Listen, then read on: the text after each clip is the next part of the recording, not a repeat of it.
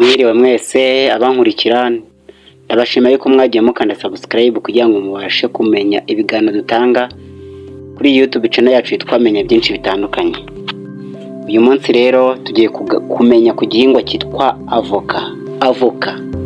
Sari umuntu utazi avoka? Rero avoka uko ihingwa, reka ibyo ntangiriraho mbere yuko nyisobanura. Ikunda ubutaka bworoheye kandi butabamo amazi menshi, atari ibyondo. Avoka niko imeze, kandi buri avoka ikunda ubutaka bufite ifumbire y'imborera nziza. Avoka rero wayitera uti? Abantu bayizi reka mbanze babwire uko wayitera. Avoka utera urubuto rwayo, cyangwa tera kwa kundi ahantu urubuto ruba rwarameze ukazamura inuza ibibabi cya giti cyawe uragifata ukagitera.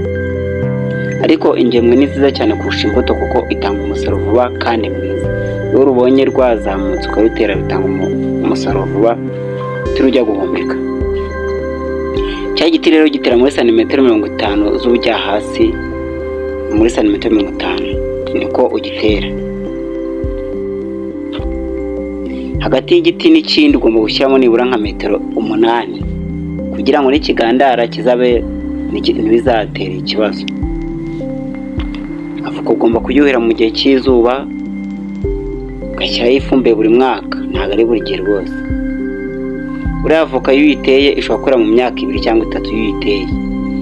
Igiti uteye ushobora kurya imbuto zacyo, cyangwa avoka ushobora kuyirya mu myaka 3. Ariko noneho iyo uteye rwa rubuto gusa aribwo ruteye, avoka ushobora kuyirya mu myaka 6 cyangwa imyaka 4. Rero hari umumaro wa avoka. Mbere navuga ko abantu nabanje gusobanura abazi avoka. Avoka ubusanzwe rero ukuntu iribwa, ushobora kuyirya nyine uyikase, urayigenda urayitara igashya, yamara gushya ibikandika ukawakataho ukarya agace bwa bagenzi ba mugasangira. Akenshi umwe imbere bisa umuhondo cyangwa umweru, ariko ahagana inyuma ku ruhande ushishuye uruhu aba ari icyatsi, ariko umwe imbere ubona ari nk'amavuta. Avoka rero ikunda kuryohera cyane rwose ku bantu bakunda kwirisha none nk'ibyo kurya, usanga ari byiza cyane. Uriya avoka ifite amavuta meza afasha umutima gukora neza, niwo mumaro wa mbere wa avoka.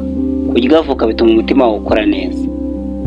Uriya ifite vitamine ya A na E na K hamwe na B. Avoka urumva ko ifite hafi vitamine zose. Ifite potassium nyinshi ruta n'iz'inanasi. Ituma uruhu rwawe ruba rwiza. Ni ukuvuga ngo avoka ituma uruhu rw'umuntu ruba rwiza. Akenshi uzajya wumva bavuga ngo siga avoka ngo mu musatsi, basanga bari kubikubwira. Burya avoka ituma uruhu rwawe ruba rwiza cyane. Ifasha kugabanya cholesterol mbi mu mubiri wawe, kandi itanga imbaraga kandi ikanahaza. Buriya hari ibiryo ushobora kurya n'uhaga, ariko avoka yo yuri urahaga rwose.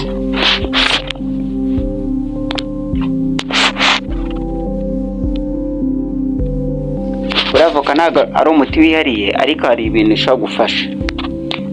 Avoka ishobora kugabanya ibyago by'indwara z'umutima, nk'uko twabonye ngo ituma umutima utera neza. Avoka ishobora kugabanya indwara z'umutima. Ikindi, igabanya umuvuduko w'amaraso. Abantu barya avoka ntabwo bakunda umuvuduko w'amaraso ugenda uri hagati, kuko iyo ubaye mwinshi, umuvuduko iyo ubaye mwinshi ni bibi, kandi n'iyo ubaye mukeya ni bibi. Avoka rero irawugabanya ikawushyira ku rugero. Avoka ni byiza kuyirya ku biryo kuko akenshi ifasha igogora kugenda neza. Ikindi, avoka ituma umuntu abasha kureba neza. Avoka ituma umuntu abasha kureba neza. Ariko hari ibintu byitonderwa. Avoka ntuzayirye ufite ibibazo by'amavuta menshi mu mubiri.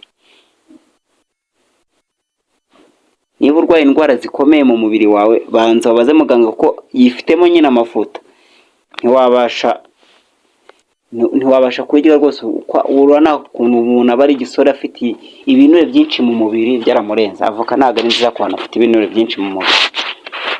Mukomeze kugira umunsi mwiza, kandi mukomeze kwita kuri icyo gihingwa cyitwa avoka. Murye kandi muryoherwe, munarye mu rugero ibintu byose no kurya mu rugero. Mukomeze kugira umunsi mwiza.